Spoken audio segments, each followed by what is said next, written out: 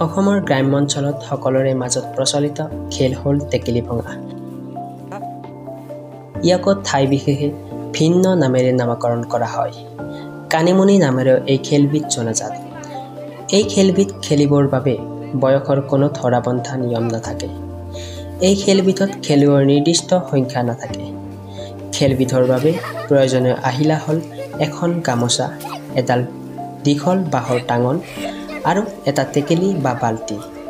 খেলবিধ আৰম্ভ হোৱা সেই ঠাইখিনিৰ পৰা এটা নিৰ্দিষ্ট দূৰত্বত টেকেলি বা বাল্টিটো ৰখা হয়।